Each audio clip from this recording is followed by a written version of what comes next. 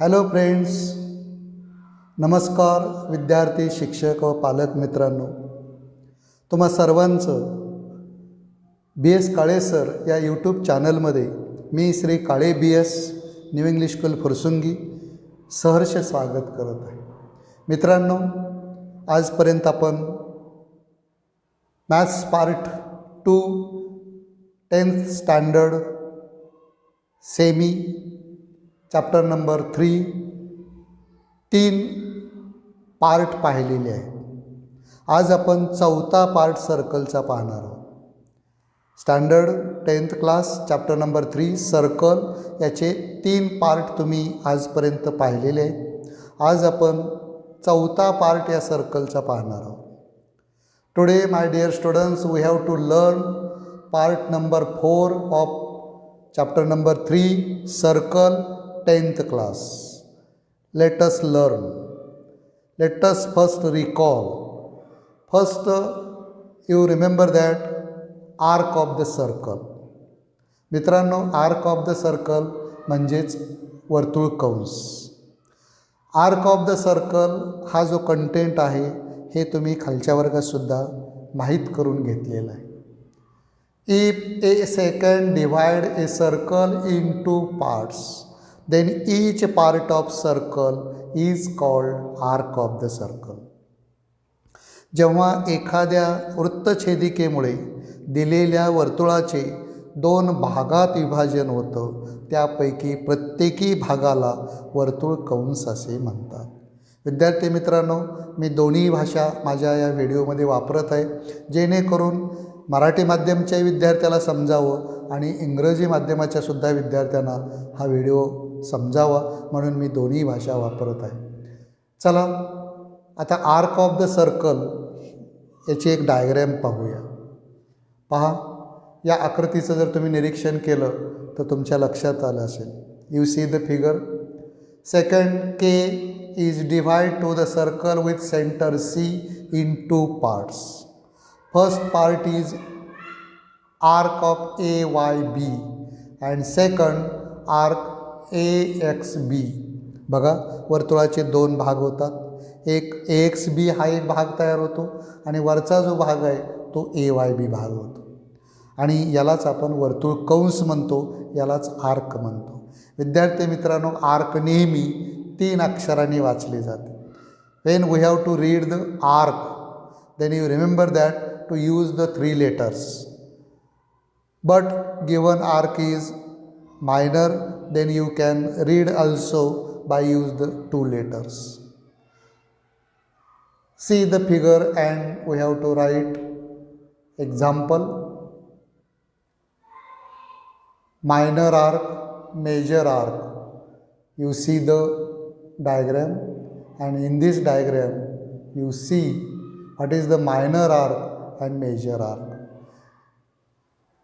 My dear students, you remember that when a center point is side of given second, then this side of arc is called major arc and other side of second arc is called minor arc. याचाच अर्थ वर्तुळाचा केंद्रबिंदू त्या वृत्तछेदिकेच्या ज्या बाजूस आहे त्या बाजूस तयार होणारी जी आर्क आहे त्याला मेजर आर्क म्हणायचं, त्यालाच विशाल वर्तुळ कंस म्हणायचं.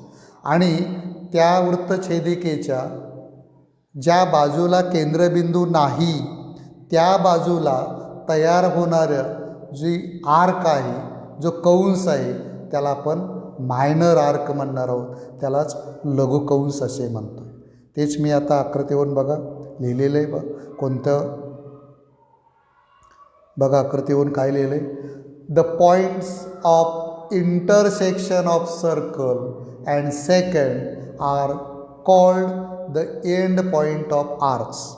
त्या आर्कचे एंड पॉईंट म्हणजे अंत्यबिंदू कोणते ते तुमच्या लक्षात यावं. Intersection of circle and second,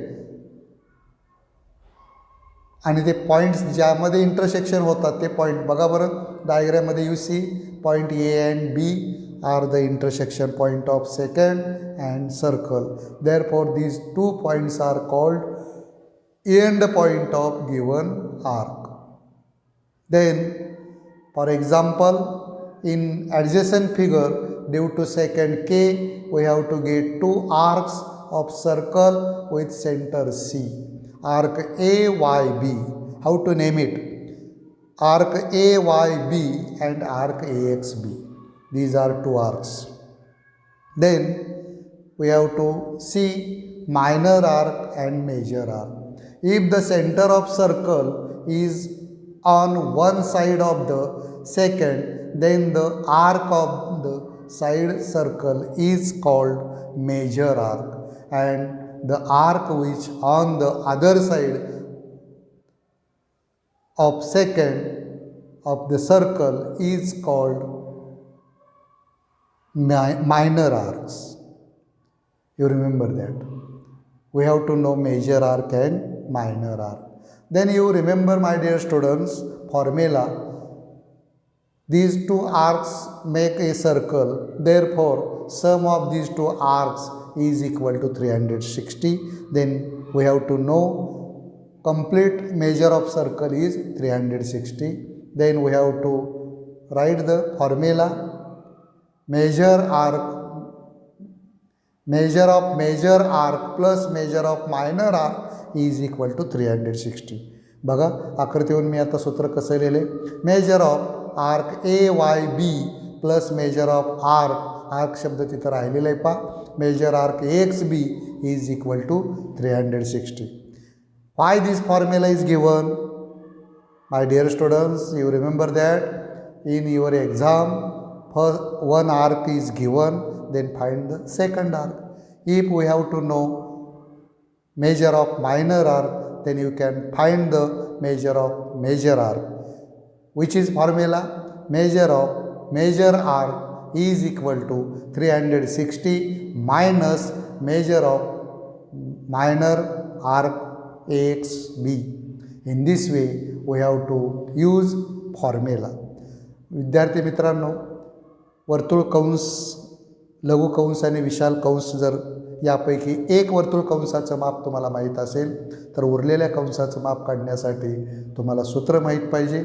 विशाल कंसाचे माप बरोबर 360 अंश वजा लघु कंसाचे माप, आणि लघु कंस काढायचा असेल तर लघु कंसाचे माप बरोबर 360 अंश वजा विशाल कंसाचे माप.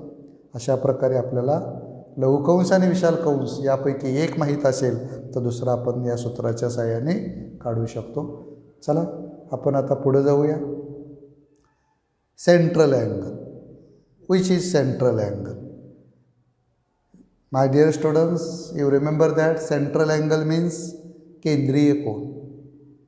सेंट्रल अँगल कशाला म्हणायचं? It is a angle which vertex is centre point of circle and radius are of given angle side, then this angle is called central angle. You remember that.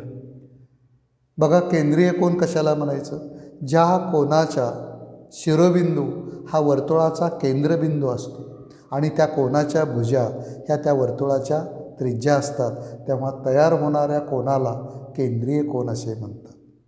किंवा शॉर्टमध्ये असंही आपण म्हणू शकतो, if A angle which vertex is centre point, then this angle is known as central angle. You remember that? Then we have to learn definition. When vertex of an angle is the center of the circle, it is called central angle. You see the figure, one circle is drawn, then in this circle with center O, then one angle is drawn, which name is AOB. This angle is central angle. You see the figure. Angle AOB is the central angle. You remember that. This definition is most important to solve the example. Then you recall what is the property of central angle. You remember that. Property of central angle म्हणजेच केंद्रीय कोनाचा गुणधर्म काय सांगतो? If हे डायग्राममध्ये बघा, in figure O is the centre of the circle and angle A O B is the central angle. Then you remember that measures of central angle is equal to its corresponding arc. This is most important property. This property is known as central angle property. यालाच केंद्रीय कोनाचा गुणधर्म म्हणतात.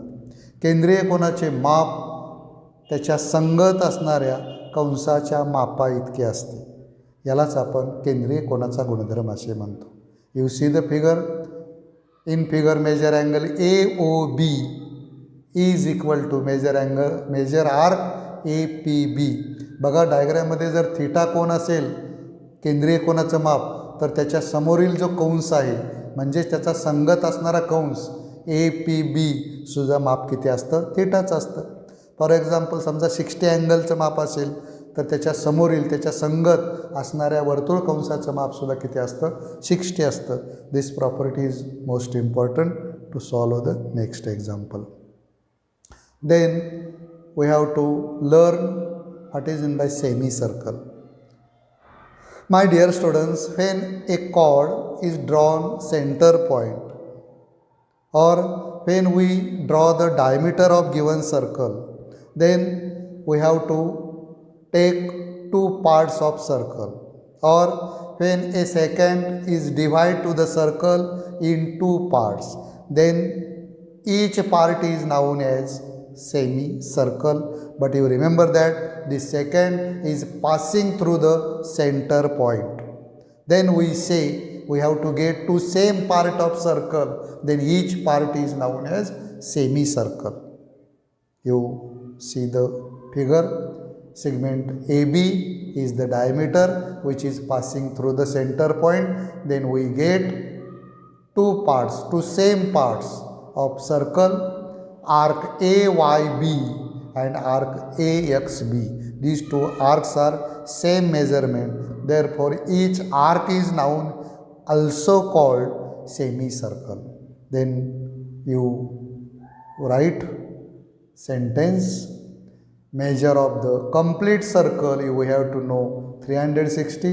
Then measure of semicircle arc, circular arc, that is semicircle, is 180 degree.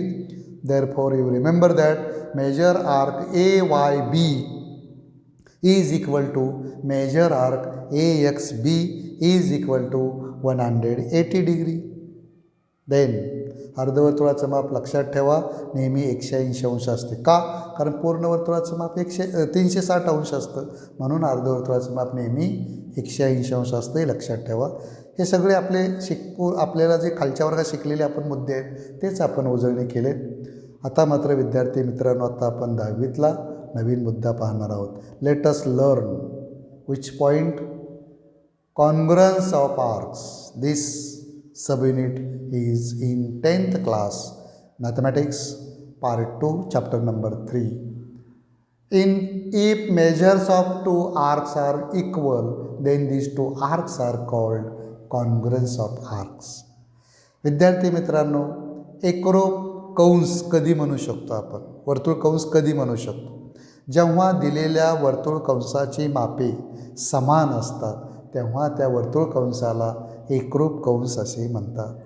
तुम्ही म्हणाल sir आम्हाला एखादी diagram काढून सांगू शकता? हो, चला आपण डायग्रॅम काढूया. एक मी सर्कल घेतो आणि त्याच्यामध्ये 2 आर्क घेतो बघा, आणि त्या आर्कची मापे समान आहेत का नाही ते तुम्ही पहा बरं जर आकृतीमध्ये. मेजर अँगल AOB दिलं आहे मला, किती दिलं आहे? 80 डिग्री. त्यानंतर मला सांगा दुसरा एक अँगल दिला आहे पहा BOC, तो पण किती दिला आहे? 80 degree. Then you decide central angle property. Sir we have to know measure arc AB is equal to measure angle AOB and measure arc BC is equal to measure angle BOC. We have to know central angle property. केंद्रीय कोनाचा गुणधर्म माहीत आहे. मग मला सांगा बरं major of arc AB किती असेल? Sir 80 degree. and measure of ABC 80 degree. Therefore, we have to know measure of given two arcs are equal. Therefore, we say given arcs are congruent. Then we have to write in figure measure angle AOB is equal to measure angle BOC is equal to 80 degree. Therefore, measure arc AB is equal to measure arc BC is equal to 80 degree by using central angle property. Therefore, we have to know measure of given two arc is same. Therefore, arc AB congruent to arc BC. This is called congruence of arcs. You have to learn. तुमच्या लक्षात आलं असेल. चला आता आपण पुढे जाऊया. Two arcs are congruent if their measures and radii are equal. You remember that, my dear students? If two arcs congruent, बघा दिलेल्या दोन वर्तुळ कंस जर एकरूप असतील तर त्यांचे मेजर ऑफ अँगल आणि रेडियाई नेहमी इक्वल असतात. लक्षात ठेवा, ही प्रॉपर्टी फार महत्त्वाची आहे. चला पुढे जाऊया आता. Properties of sum of measures of arcs, त्यालाच मराठीमध्ये म्हणतात कंसाच्या मापांच्या बेरजेचा गुणधर्म. मित्रांनो, शेजारी मी आकृती दिलेली आहे.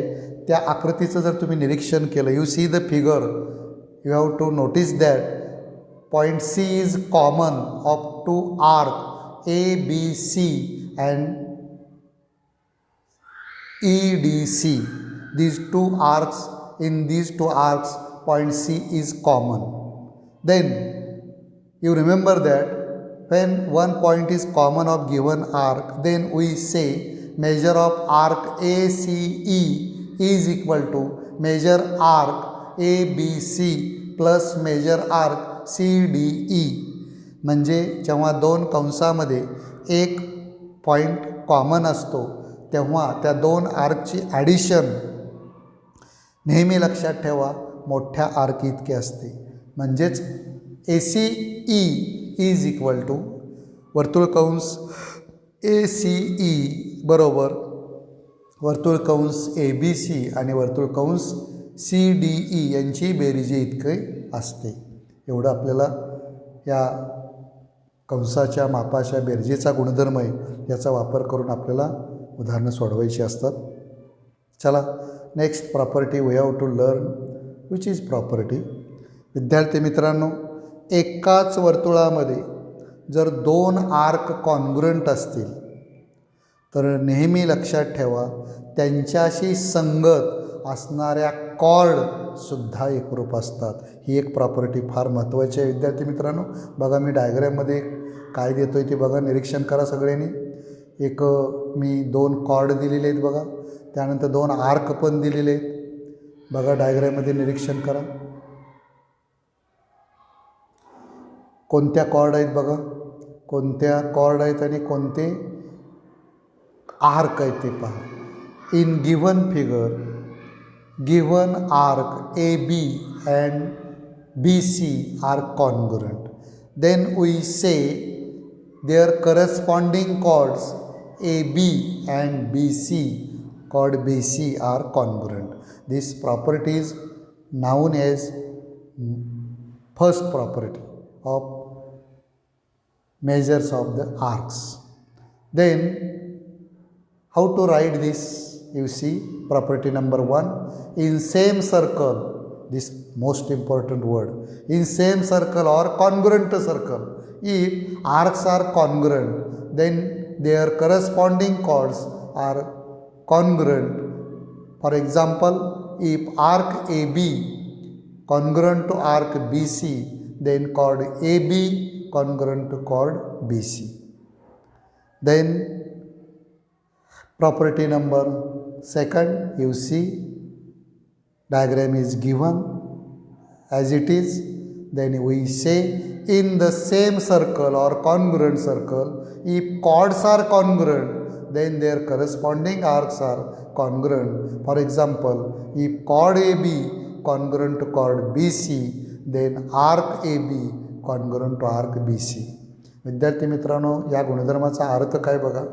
जेव्हा एकाच किंवा एकरूप वर्तुळामध्ये जर दोन कंस एकरूप असतील तर त्यांच्याशी संगत असणाऱ्या जीवा देखील एकरूप असतात.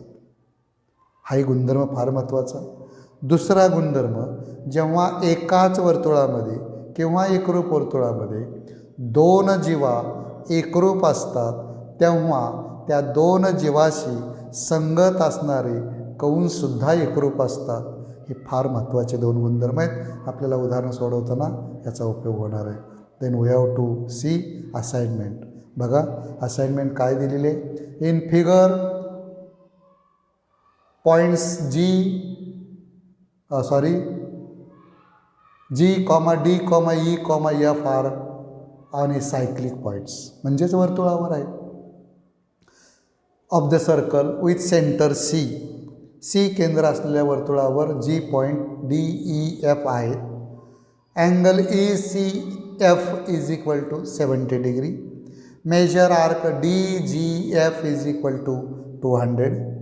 Then find the measure arc D and measure arc DEF. दोन गोष्टी तुम्हाला काढायला विचारलेत. प्रत्येक प्रश्न त्यातला विचारला तो 2 मार्क, असे एकूण 4 मार्कासाठी. किंवा 3 मार्काला विचारला असेल तर पहिल्या आकड्याला 1.5 मार्क असतात, दुसऱ्या आकड्याला 1.5 मार्क असतात. अशा प्रकारे हा 3 मार्काचा प्रश्न परीक्षेमध्ये बऱ्याच वेळा विचारला जातो. खूप सोपं आहे विद्यार्थी मित्रांनो. आत्ता आपण शिकलेल्या ज्या प्रॉपर्टी आहेत ना त्याचाच वापर करायचा आहे. बघा बरं मग आता मला कोणकोणत्या गोष्टी दिलेल्या आहेत आकृतीमध्ये त्याच्या अगोदर आपण नोंद करूया. मला अँगल ECF दिलं आहे पहा. अजून काय दिलं आहे मला, मेजर आर्कचं माप दिलं आहे पहा DGF किती दिले 200. आता मला सांगा, मला जर आर्क अँगल ECF याचं माप दिलं आहे त्याच्यावर मला मेजर आर्क EFचं काढता येईल, म्हणजेच वर्तुळ कंस EFचं माप काढता येईल मला. बघा बरं मी पहिल्यांदा काय केले, how to write the solution. Angle ECF is the central angle. Therefore, measure angle ECF is equal to measure arc EF by using central angle property. माहीत आहे तुम्हाला, शिकलो आहे आपण. Putting the value, what is the value of angle ECF? Therefore, 70 degree is equal to measure arc EF. Therefore, measure arc EF is equal to 70 degree. अशा प्रकारे मला EF मिळाला. मला DGF माहीत आहे, त्याच्यावर मला DE काढता येईल वर्तुळ कंस. नाव measure arc DE is equal to, we have to know measure of whole circle is 360. Therefore 360 minus into quadrilateral bracket measure arc DGF plus measure arc EF, rounded bracket completed, quadrilateral bracket completed. मी का bracket टाकलं कळलं असेल, कारण मला याची addition करायची आहे आणि ॲडिशन करून मला ते 360मधून काय करायचं आहे, मायनस करायचं आहे. म्हणजे मला कोणाची किंमत मिळेल, मेजर ऑफ आर्क मिळेल. बरोबर आहे. Therefore you see the next step is equal to 360 minus into bracket putting the value of DGF 200 plus you have to know measure arc EF 70 degree. Therefore you simplify 200 plus 70, 270. Then you take the subtraction 360 minus 270. Therefore measure arc DE is equal to 90 degree. In this way we have to get solution of first question. My dear students, we do not give you second answer of question because you have to solve this. आता मला सांगा, DEFचं माप काढायचं. DEF arc कुठं आहे ते बघा. आता मला सांगा, या DEFमध्ये 2 आर्क आहेत, एक DE आणि EF. EFचंही किंमत माहीत आहे, DEची पण किंमत माहीत आहे. त्या किमती तुम्ही ठेवू शकता आणि त्याचं काढू शकता. Measure arc DEF is equal to measure arc DE plus measure arc EF. तुम्हाला किमती आता दोन्ही माहीत आहे, त्या ठेवा, किमती सोपे रूप द्या, तुमचं उत्तर संपलं. सोपं आहे का नाही. एवढा एकच छोटा प्रश्न तुम्हाला मी घरी दिलेला आहे. थँक्यू विद्यार्थी मित्रांनो. इथंच आपण थांबूया. धन्यवाद.